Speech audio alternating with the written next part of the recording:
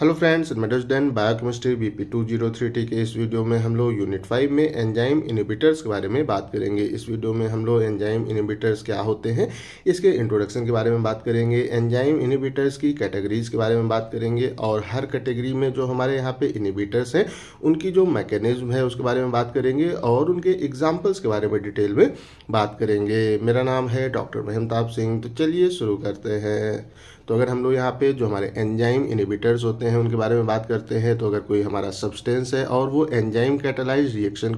के रेट को डिक्रीज कर दे रहा है, कम कर दे रहा है, तो उस कंडीशन में वो सब्सटेंस हमारा सिंपली एंजाइम इनहिबिटर कहलाता है। और ये जो हमारा फिनोमिना है ये हमारा एंजाइम इनहिबिशन का फिनोमिना कहलाता है। तो आसान तरीके से कह सकते हैं कि अगर कोई हमारी एंजाइम कैटालाइज्ड रिएक्शन है उसका जो रेट है, उसकी जो रफ्तार है या उसकी जो वेलोसिटी है, उसको अगर कोई सब्सटेंस कम कर दे रहा है तो वो सब्सटेंस हमारा सिंपली एंजाइम इनहिबिटर यहाँ पे कहलाता है। और ये जो हमारा सिद्धांत है, फिनोमिना है, ये हमारा एंजाइम जो इनहिबिशन का सिद्धांत है ये सिंपली यहाँ पे कहलाता है। तो एग्जाम में आपसे क्वेश्चन जो आपका होता है एंजाइम इनहिबिशन की प्रोसेस है उस पे भी क्वेश्चन आ सकता है और हमारा एंजाइम इनहिबिटर्स पे भी क्वेश्चन आ सकता है। तो आपको यहाँ पे सेम थिंग ही लिखने की आवश्यकता होगी। अब हम लोग यहाँ पे जो हमारे एंजाइम के इनहिबिटर्स होते हैं उनकी कैटेगरीज के बारे में बात कर लेते हैं। तो जो हमारे एंजाइम इनहिबिटर्स हैं उनको बेसिकली हम लोग 3 कैटेगरीज में कैटेगराइज करने का काम करते हैं। इसमें सबसे पहला हमारा कहलाता है ये कहलाता है वो रिवर्सिबल इनहिबिटर्स, दूसरा है इरिवर्सिबल इनहिबिटर और तीसरा है एलोस्टेरिक इनहिबिटर्स। तो अगर हम लोग बात करते हैं कि जो हमारे यहाँ पे होते हैं वो रिवर्सिबल जो हमारे इनहिबिटर्स हैं उनको अगेन हम लोग यहाँ पे 3 टाइप में डिवाइड करते हैं। उसमें हमारा सबसे पहला है कम्पिटेटिव इनहिबिटर, दूसरा है हमारा नॉन कम्पिटेटिव और अंतिम है हमारा अनकम्पिटेटिव इनहिबिटर। और अगर हम लोग यहाँ पे जो हमारे होते हैं इरिवर्सिबल जो हमारे यहाँ पे इनहिबिटर्स हैं उनको हम लोग सिंपली सुसाइड इनहिबिटर्स के नाम से भी इंडिकेट करते हैं। और ये जो हमारा तीसरा क्लास है वो हमारे एलोस्टेरिक इनहिबिटर यहाँ पे होते हैं। तो इस वीडियो में हम लोग एक एक करके इन तीनों के बारे में डिटेल में बात करेंगे। तो सबसे पहले हम लोग जो हमारे रिवर्सिबल होते हैं इनहिबिटर्स उनके बारे में बात कर लेते हैं। तो जैसा कि नाम से ही इंडिकेटेड है कि ये हमारे ऐसे यहाँ पे होते हैं इनहिबिटर जो जिस प्रोसेस को वहाँ पे इनहिबिट करते हैं तो अगेन हम लोग उसको रीस्टोर आसानी से कर सकते हैं। अगर हम लोग जो हमारे वहाँ पे इनहिबिटर्स हैं उनको अगर हटा दे तो फिर से हमारे एंजाइम की एक्टिविटी हमें पहले जैसी होते हुए देखने को मिल जाती है। तो यहाँ पे इस प्लेस पे क्या होता है कि ये जो हमारे यहाँ पे होते हैं इनहिबिटर्स ये हमारा एंजाइम के ऊपर जो एक्टिव साइट होती है जिसपे सबस्ट्रेट आके अटैच होता है और अपनी कैटालिटिक रिएक्शन वहाँ पे जो हमारा एंजाइम है देता है। तो वो जो एक्टिव साइट है उसको सिंपली ये जो इनहिबिटर्स है ऑक्यूपाई करने का वहाँ पे काम करते हैं, वहाँ पे जाके खुद अटैच हो जाने का काम करते हैं। और ये यहाँ पे कह सकते हो नॉन कोवेलेंटली अपना जो हमारे एंजाइम है उनके साथ में बाइंड होते हुए देखने को मिलते हैं, मतलब वीक बॉन्ड के साथ में ये एंजाइम से बाइंड होते हुए देखने को मिलते हैं। तो इसलिए ये यहाँ पे जो इनका बॉन्ड है वो वीक है, जिसके कारण कि अगर इनको हम अगर प्रोसेस से हटा देते हैं तो उस कंडीशन में हमें अपने जो एंजाइम है उसकी एक्टिविटी फिर से उसी तरह से देखने को मिलती है। तो इसको आसानी से हटाया जा सकता है अगर हम लोग इस प्लेस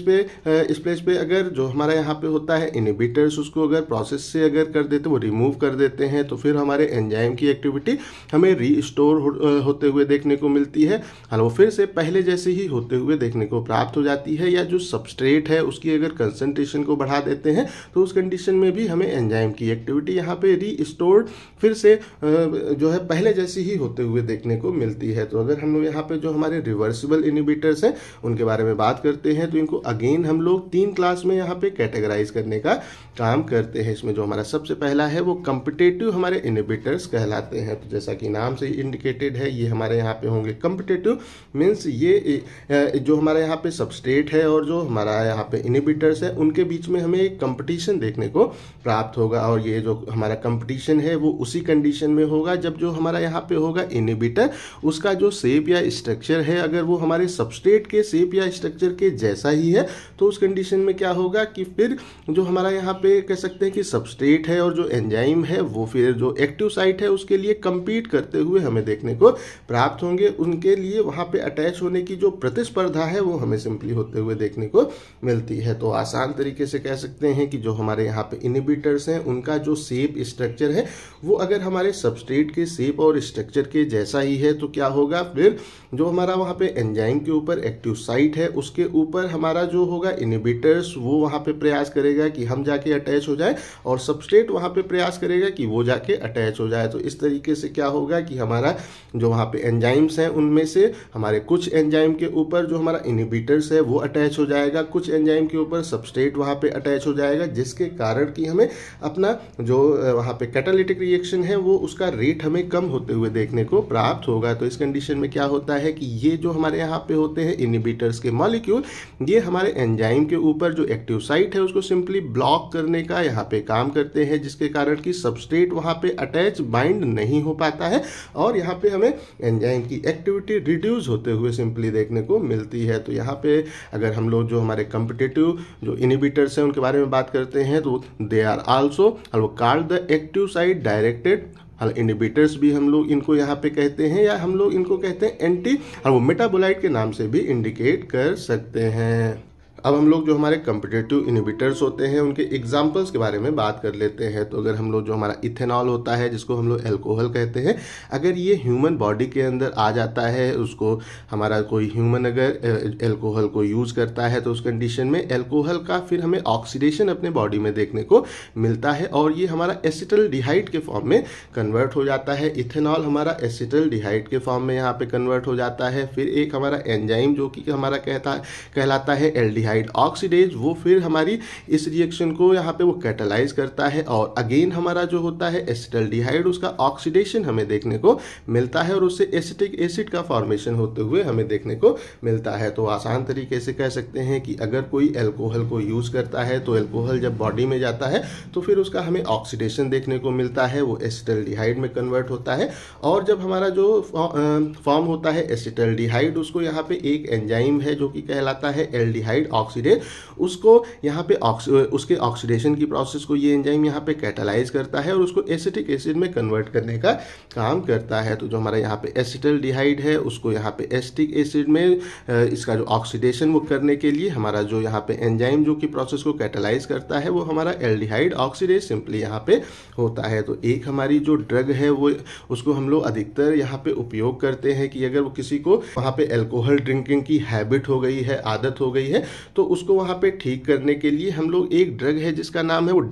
वो सल्फिराम, उसको सिंपली यहाँ पे यूज हम लोग एक तरह से करते हैं। और ये जो हमारा होता है ड्रग, ये क्या करता है कि ये जो हमारा यहाँ पे होता है कह सकते हैं एल्डिहाइड ऑक्सीडेज हमारा जो यहाँ पे है एंजाइम, उसकी एक्टिविटी को सिंपली इनहिबिट करने का काम करता है। तो इसको एज ए हम कह सकते हैं कि ये हमारा वहाँ पे एक तरह से कॉम्पिटिटिव जो होता है इनहिबिटर उसकी तरह एक्ट करता है और इसका जो शेप है वो हमारा जो होता है एल्डिहाइड ऑक्सीडेज उसके जो उसकी जो एक्टिव साइट है उसके शेप के अनुसार ही होता है, जिसके कारण कि हमें अपने जो हमारा ये एंजाइम है इसकी एक्टिविटी में लॉस होते हुए देखने को मिलता है अगर हम लोग पेशेंट को जो ड्रग है हमारा डाइसल्फिराम उसको यहाँ पे देते हैं। उसके बाद में अगर हम लोग इसके अगले एग्जाम्पल के बारे में बात करते हैं तो जो हमारे एंटी हिस्टामिन्स होते हैं ये यहाँ पे एक तरह के कॉम्पिटिटिव जो हमारा होता है इनहिबिटर्स उसकी तरह एक्ट करते हैं। वो to the enzyme histidine decarboxylase enzyme के लिए ये कॉम्पिटिटिव इनहिबिटर्स की तरह सिंपली यहाँ पे एक्ट करते हैं। तो जो हमारा यहाँ पे हिस्टिडीन होता है उसको हिस्टामिन में अगर हम लोग यहाँ पे कन्वर्ट करते हैं तो जो हमारा एंजाइम इस प्रोसेस को कैटालाइज करता है वो हिस्टिडीन डी कार्बोक्सिलेज एंजाइम है। और हमारे एंटी हिस्टामिन्स ऐसे सब्सटेंस हैं जो कि इसको यहाँ पे जो हमारा यहाँ पे होगा हिस्टिडीन डी कार्बोक्सिलेज एंजाइम उसकी एक्टिविटी को सिंपली रिड्यूस करने का यहाँ पे काम करते हैं और इस कंडीशन में हमें यहाँ पे हिस्टिडीन से हिस्टामिन का फॉर्मेशन होते हुए देखने को यहाँ पे नहीं मिलता है। तो यहाँ पे ये जो हमारा हम कह सकते हैं कि ये जो हमारे एंटी हिस्टामिन है ये यहाँ पे एज ए कॉम्पिटिटिव इनहिबिटर की तरह यहाँ पे एक्ट करते हैं। उसके बाद में जो हमारा है अगला वो है नॉन कॉम्पिटिटिव इनहिबिटर्स। तो अगर हम लोग नॉन कॉम्पिटिटिव यहाँ पे जो इनहिबिटर्स हैं उनके बारे में बात करते हैं तो ये हमारे ऐसे यहाँ पे इनहिबिटर्स होते हैं जिनका कि जो वहाँ पे शेप है या स्ट्रक्चर है वो हमारे सबस्ट्रेट के शेप या स्ट्रक्चर के सिमिलर देखने को नहीं मिलता है, जैसा कि हमने वहाँ पे देखा था कम्पिटेटिव में, वहाँ पे क्या था कि हमारे इनिबिटर का जो शेप है वो सबस्ट्रेट के शेप के जैसा ही था, जिसके कारण कि वो एक्टिव साइट पे जाके उसके प्लेस पे बाइंड हो जा रहा था। तो यहाँ पे जो हमारा ये होता है नॉन कम्पिटेटिव इनिबिटर, इसका जो शेप है वो हमारे सबस्ट्रेट के शेप के जैसा नहीं होता है, इसलिए ये यहाँ पे compete आपस में नहीं करते हैं। तो यहाँ पे ये किस तरह से जो इनिबिशन की प्रोसेस है उसको करते हैं। तो ये यहाँ पे क्या होता है कि जो हमारा एंजाइम का मॉलिक्यूल है उसके वो किसी और साइट पे जाके सिंपली बाइंड होते हुए हमें ये इनिबिटर्स देखने को मिलते हैं, और ये फिर क्या करते हैं कि जो एक्टिव साइट है उसके स्ट्रक्चर को सिंपली चेंज करने का काम करते हैं। तो जब एक्टिव साइट का स्ट्रक्चर वहाँ पे चेंज हो जाएगा तो सबस्ट्रेट फिर उस पर आके अटैच नहीं हो पाएगा, और हमें जो हमारा एंजाइम कैटालिटिक रिएक्शन है उसका रेट हमें डिक्रीज होते हुए देखने को यहाँ पे प्राप्त होगा। और इस कंडीशन में क्या होता है कि ये यहाँ पे फिर एंजाइम सबस्ट्रेट का जो कॉम्प्लेक्स है उसको सिंपली फॉर्म होने नहीं देते हैं। तो यहाँ पे क्या होगा कि जब हमारे एक्टिव साइट का स्ट्रक्चर यहाँ पे चेंज हो जाएगा तब क्या होगा कि सबस्ट्रेट हमारे एंजाइम के साथ में बाइंड नहीं हो पाएगा, और एंजाइम सबस्ट्रेट कॉम्प्लेक्स का फॉर्मेशन सिंपली यहाँ पे नहीं हो पाएगा। तो अगर हम लोग इसके बारे में बात करते हैं तो जो हमारे नॉन कम्पिटेटिव इनिबिटर्स होते हैं they also called as the non active site directed inhibitors भी हम लोग इनको सिंपली कहते हैं। और ये जो हमारे यहाँ पे इनिबिटर्स होते हैं ये तो हालांकि या तो हमारा जो एंजाइम है उसके साथ में ये सिंपली बाइंड हो जाते हैं, या फिर ये जो हमारा होता है यहाँ पे कह सकते हैं कि एंजाइम और हमारा वो सबस्ट्रेट का जो कॉम्प्लेक्स है उसको यहाँ पे उसके साथ में सिंपली बाइंड होते हुए देखने को हमें प्राप्त होते हैं। और ये यहाँ पे इन दो तरीके से हमारे जो प्रोसेस है उसको इनिबिट करने का काम करते हैं। अब हम लोग यहाँ पे नॉन कम्पिटेटिव इनिबिटर्स के एग्जांपल्स के बारे में बात कर लेते हैं। तो जो हमारे हैवी मेटल्स होते हैं, हमारा यहाँ पे Ag+2+, हमारा Ag, हमारा Hg2+, हमारा Pb2+, ये हमारे ऐसे हैवी जो मेटल्स हैं वो यहाँ पे होते हैं। जो हमारा वो सिस्टेनाइल जो होता है SH ग्रुप होता है हमारे एंजाइम्स के ऊपर, वहाँ पे जाके सिंपली बाइंड होते हुए देखने को मिलते हैं। या हम सिंपली कह सकते हैं कि हमारा एंजाइम के ऊपर जो सल्फ हाइड्रिल ग्रुप है उसके ऊपर ये हमारे हैवी मेटल सिंपली हमें बाइंड होते हुए देखने को प्राप्त होते हैं, और ये इस प्लेस पे जो हमारा एक्टिव साइट है उसके स्ट्रक्चर को चेंज कर देते हैं, जिसके कारण कि हमें नॉन कम्पिटेटिव इनिबिटर्स की तरह ये यहाँ पे एक्ट करते हैं। उसके बाद में अगर हम लोग यहाँ पे बात करते हैं पेस्टैटिन, वो जो पेप्सिन है उसको यहाँ पे सिंपली कम्पिटेटिव नॉन कम्पिटेटिव जो इनिबिटर्स हैं उसकी तरह इनिबिट करने का काम करता है। उसके बाद में अगर हम लोग अगले एग्जाम्पल के बारे में बात करते हैं तो जो हमारा वो सोयाबीन है वो जो यहाँ पे ट्रिप्सिन है उसको सिंपली इस मैकेनिज्म के थ्रू इनिबिट करने का यहाँ पे काम करता है। जो हमारा यहाँ पे होते हैं इथेनॉल है या हमारे नार्कोटिक ड्रग हैं, उनको जो हमारा यहाँ पे होता है एसिड हमारा वो फास्फेटेज है वो सिंपली यहाँ पे इस मैकेनिज्म के थ्रू हमें इनिबिट करते हुए देखने को प्राप्त होता है। तो अब हम लोग ये जो हमारे होते हैं वो दोनों कह सकते हैं इनिबिटर्स हैं, उनके ग्राफ को यहाँ पे वो देख लेते हैं। तो ये जो हमारा ग्राफ है ये हमारे कम्पिटेटिव जो हमारा होता है इनिबिशन उसका ग्राफ है, और ये हमारा नॉन कम्पिटेटिव जो इनिबिशन है उसका सिंपली हमारा ग्राफ है। तो अगर हम लोग यहाँ पे जो कम्पिटेटिव हमारा होता है इनिबिशन उसके बारे में बात करते हैं तो ये जो हमारी है लाइन, ये जो हमारा यहाँ पे कह सकते हैं वो कर्व है, ये हमारा अगर जो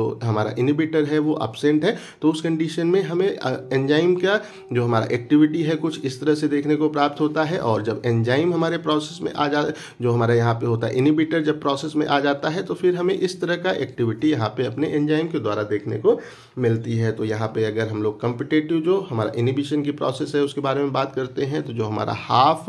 होता है Vmax होता है, हाफ जो मैक्सिमम वेलोसिटी हमारे जो यहाँ पे वो कैटालिटिक रिएक्शन की होती है वो तो हमें यहाँ पे चेंज होते हुए देखने को नहीं मिलती है, बट जो हमारा Km का वैल्यू है जिसको हम लोग कहते हैं मिचेलिस-मेंटन जो हमारा कांस्टेंट है उसके नाम से इंडिकेट करते हैं, उसकी वैल्यू हमें आगे की ओर शिफ्ट होते हुए सिंपली देखने को मिलती है। यहाँ पे जो हमारा एक्स एक्सिस है उस पर हमारा जो सबस्ट्रेट की जो कंसंट्रेशन है उसको हमने लिया है, और जो हमारा वाई एक्सिस है इस पर हम लोगों ने वेलोसिटी को सिंपली यहाँ पे इंक्लूड किया है। और अगर हम लोग जो हमारा होता है नॉन कम्पिटेटिव इनिबिशन उसके बारे में बात करते हैं तो यहाँ पे क्या होता है कि इस प्लेस पे अगर हम लोग यहाँ पे वो देखें तो ये जो ऊपर वाली लाइन है ये हमारा जब जो हमारा इनिबिटर है एब्सेंट रहता है तो ये इस तरह तरह का ग्राफ हमें देखने को मिलता है। और अगर यहाँ पे अगर जो हमारा जो होगा इनहिबिटर अगर प्रोसेस में आ जाता है तो हमें ये वाला ग्राफ देखने को सिंपली प्राप्त होता है। तो यहाँ पे अप्रॉक्सीमेटली जो हमारा Km की वैल्यू है वो हमें स्थिर ही देखने को प्राप्त होती है, वो चेंज लगभग नहीं होती है। बट जो हमारा होता है हाफ कह सकते हैं Vmax है, वो हमें सिंपली यहाँ पे चेंज होते हुए देखने को मिलता है, वो हमें यहाँ पे कम होते हुए देखने को प्राप्त होता है। तो इस तरीके से हमारे ये जो दोनों इनहिबिटर्स हैं ये प्रोसेस को इनहिबिट करने का काम करते हैं, कैटालिटिक रिएक्शन को इनहिबिट करने का काम करते हैं। उसके बाद में इसमें जो हमारा तीसरा है वो हमारा है अनकम्पिटिटिव इनहिबिटर। तो अगर हम लोग इसके अगर बारे में बात करते हैं तो ये जो हमारे यहाँ पे इनहिबिटर्स होते हैं ये हमारा जो एंजाइम सबस्ट्रेट का कॉम्प्लेक्स फॉर्म होता है केवल उसी से जाके बाइंड होते हैं। ये हमारे फ्री एंजाइम से सिंपली बाइंड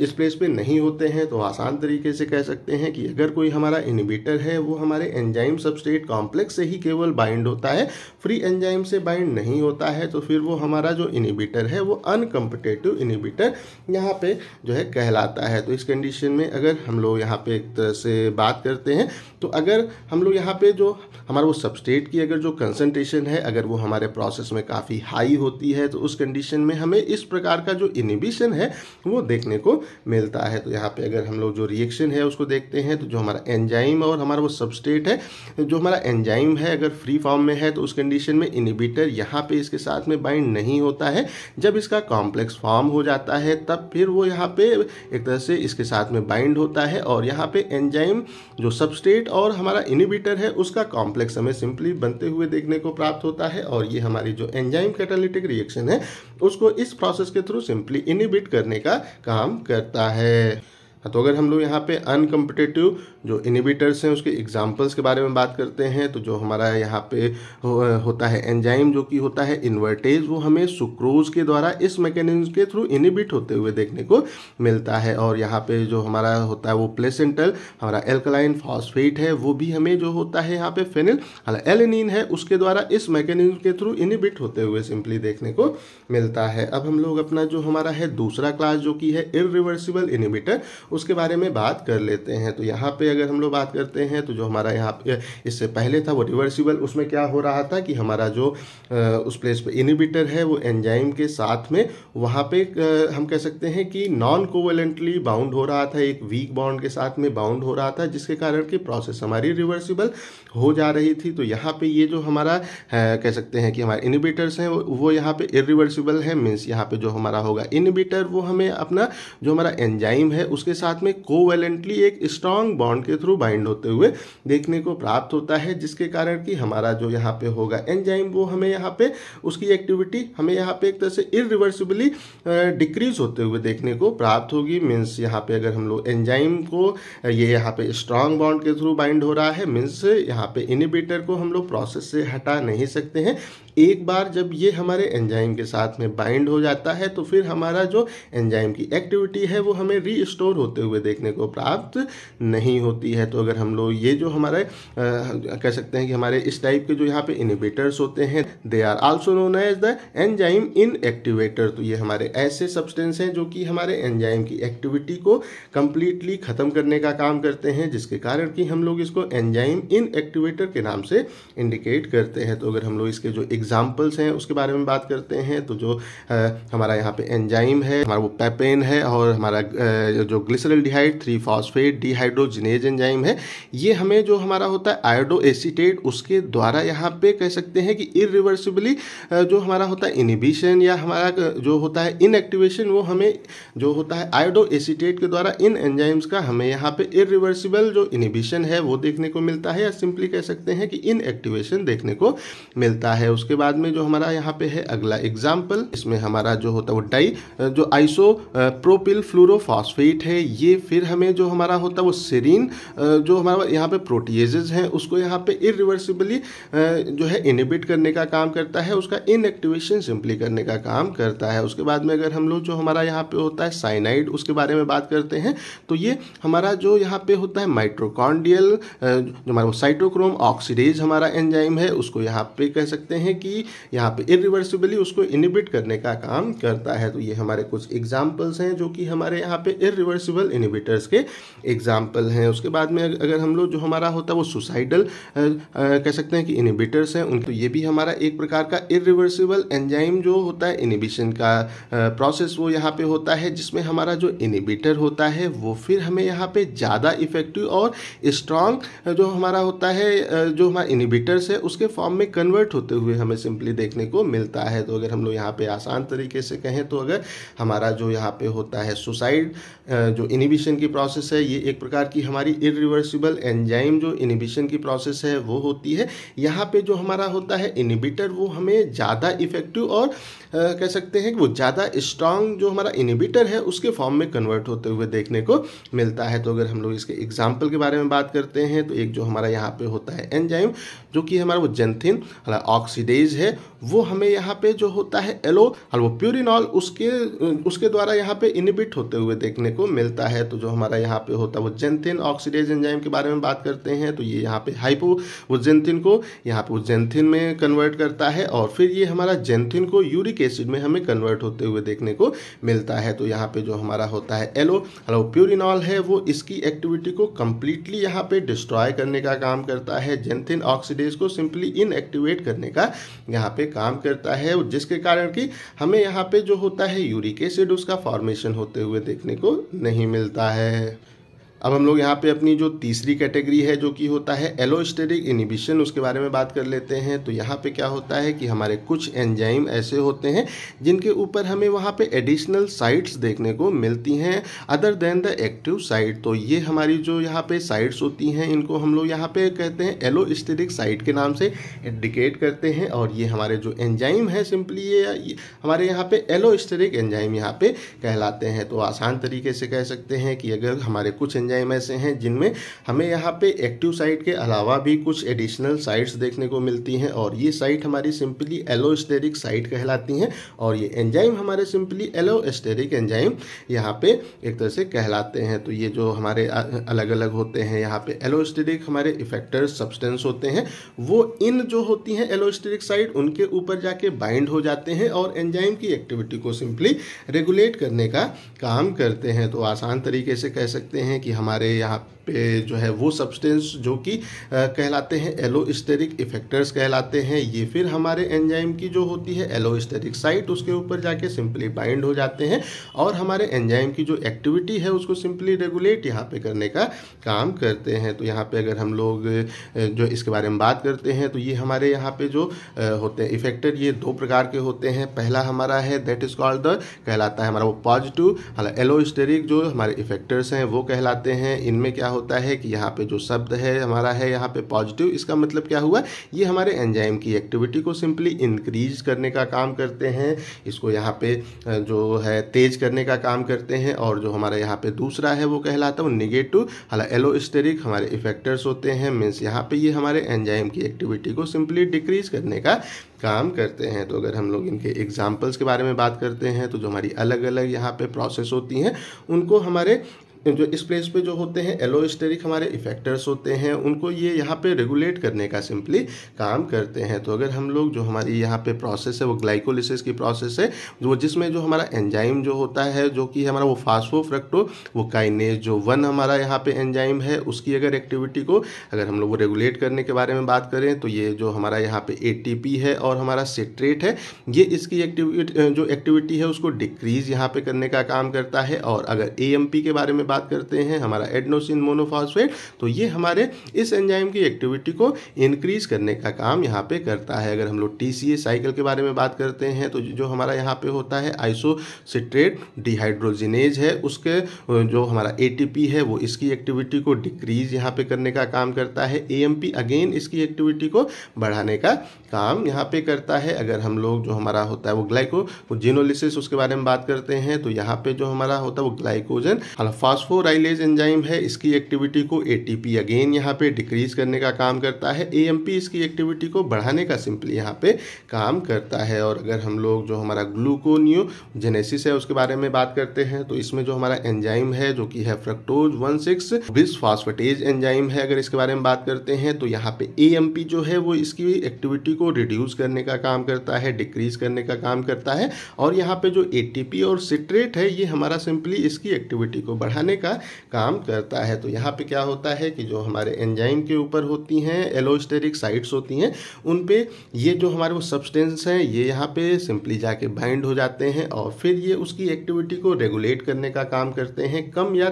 जो है बढ़ाने का काम यहाँ पे करते हैं। तो ये जो हमारा इस प्रकार का जो हमारा होता है इनिबिशन वो सिंपली हमारा यहाँ पे कहलाता है एलोस्टेरिक इनिबिशन यहाँ पे कहलाता है। तो आई थिंक सो जो हमारे एंजाइम के इनिबिटर्स हैं आप लोगों को प्रॉपरली समझ में आ गए होंगे। अगर अभी भी कहीं कोई कन्फ्यूज़न है तो कमेंट करके पूछ सकते हैं। इस टॉपिक का पीडीएफ आपको डिस्क्रिप्शन में मिल जाएगा। इस वीडियो को लाइक करें, अपने दोस्तों के साथ शेयर करें और ऐसे ही वीडियोस को देखने के लिए हमारे चैनल को सब्सक्राइब करना बिल्कुल भी ना भूलें और हमारे ऐप को इंस्टॉल करना बिल्कुल भी ना भूलें। Thank you.